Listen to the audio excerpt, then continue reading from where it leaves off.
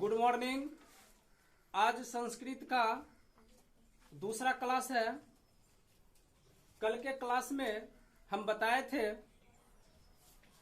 कि लट लकार यानी वर्तमान काल, लट लकार वर्तमान काल में हम बताए थे एक वचन, द्विवचन, बहुवचन, यानी प्रथम पुरुष, मध्यम पुरुष, उत्तम पुरुष। और लट लकार का सूत्र भी लिखाए थे, जो आज हम फिर से लिख दिए हैं। तीतः अंति सी थो आमी आवह आमा। कल भी बताए थे, आज भी बता रहे हैं। सह मीन्स वह, तो मीन्स वे दोनों, ते मीन्स वे लोग या वे सब, तोवाम मीन्स तुम, युवा मीन्स तुम दोनों, युयम मीन्स तुम लोग या तुम सब, आम मीन्स मैं, अवाम मीन्स हम दोनों, वयम मीन्स हम लोग या हम सब। कल हम बताए थे कि जब मैं क्लास बताऊंगा, चालू करूंगा, तो उसमें बताए थे कि एक वचन, द्विवचन, बहुवचन के बारे में बताऊंगा। ऐसे तो ये क्लास जो है वचन में हम बताते, लेकिन फिलहाल जो है हम इसमें बता रहे हैं तुमको। आप लोग ध्यान दीजिए कि एक वचन किसे कहते हैं, यानी एक वचन समझना ये चीज है कि एक वचन होता क्या है। शब्द के जिस रूप से किसी एक वस्तु का बोध होता है उसे एक वचन कहते हैं। क्या बोले? शब्द के जिस रूप से एक वस्तु का बोध होता है उसे वचन कहते हैं। जैसे गाय, लड़का, घोड़ा, कुत्ता। संस्कृत में हमने लिख दिया अश्व, बालिका, बालकः इत्यादि। द्विवचन, शब्द के जिस रूप से दो वस्तु का बोध होता है उसे द्विवचन कहते हैं। क्या बोले? शब्द के जिस रूप से दो वस्तु का बोध होता है उसे द्विवचन कहते हैं। जैसे अश्व, बालिके, बालकौ इत्यादि। बहुवचन, शब्द के जिस रूप से तीन वस्तु का बोध होता है उसे बहुवचन कहते हैं। जैसे अश्वा, बालिका, बालका इत्यादि। आगे अब हमको क्या करना है? संस्कृत में अनुवाद करना है। आगे हमको क्या करना है? संस्कृत में अनुवाद करना है। अब संस्कृत में हमने कल भी बताया कि संस्कृत में अनुवाद करने तभी आएगा जब तक तुमको लट लकार का सूत्र या चाहे लिट लकार जो भी हम लिखाए हैं लकार में, जब तक सूत्र नहीं आएगा तब तक संस्कृत में अनुवाद करने नहीं आएगा। एक वचन, द्विवचन, बहुवचन के बारे में हमने बताया कि क्या है। अब उस प्रकार से हम जो है संस्कृत में अनुवाद करेंगे। देखिए यहाँ पे पहला वाक्य जो हमने लिखा, वह खाता है। क्या लिखा?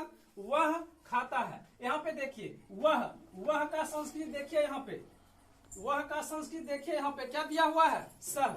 वह का क्या दिया हुआ है? सह। सह मीन्स क्या होता है? वह। तो यहाँ पे हमने क्या लिखा? वह का क्या हो गया? सह, यानी कि सह मीन्स हो गया वह। और खाना, खाना का क्या होता है? खाद। खाना का संस्कृत क्या होता है?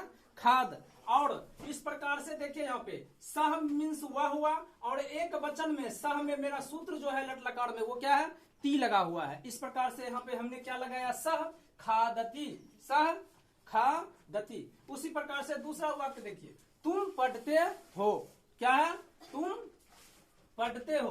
तुम का देखिए यहाँ पे लकार पर ध्यान दीजिए। तुम का संस्कृत क्या है? यहाँ पे तुवाम, तोवाम। और तोवाम के साथ में मेरा सूत्र क्या लगा हुआ है? सी। इस प्रकार से यहाँ पे हमने क्या लिखा? तुआम पठ सी, तुआम पठ सी।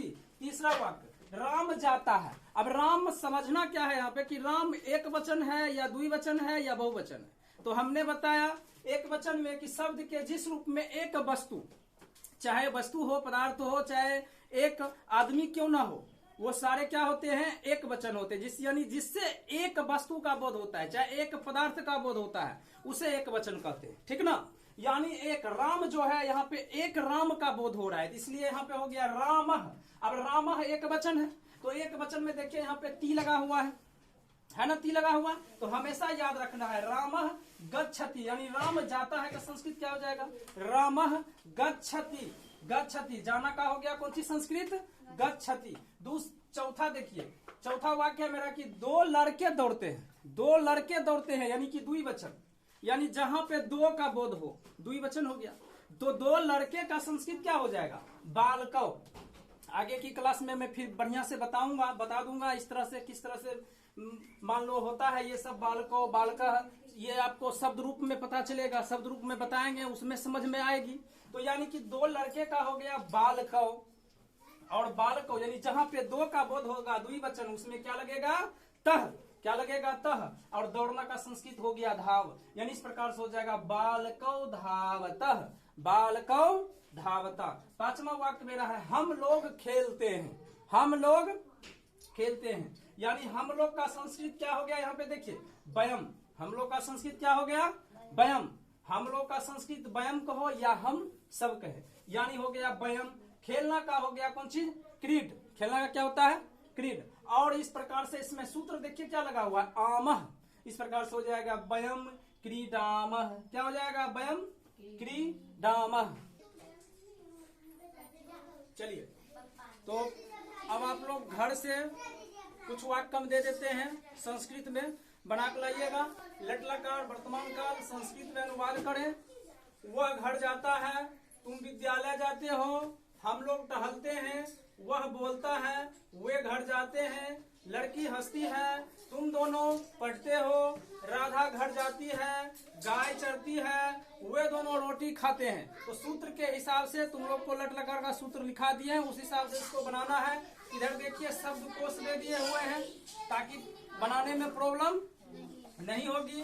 गच्छ, गच्छ मीन्स क्या होता है जाना। भ्रमण मतलब होता है घूमना या टहलना। बद, बद मतलब होता है बोलना। गृह मीन्स होता है घर। हस मतलब होता है हंसना। हस मतलब क्या होता है हंसना। हस मीन्स क्या होता है हंसना। पठ, पठ मीन्स होता है पढ़ना। चर मीन्स होता है चरना। चर मीन्स क्या होता है चरना। रोटिका, रोटी, रोटिका का यानी संस्कृत रोटिका हो गया, इसका हिंदी क्या हो गया रोटी। धेनुआ, धेनुआ मतलब क्या हुआ गाय।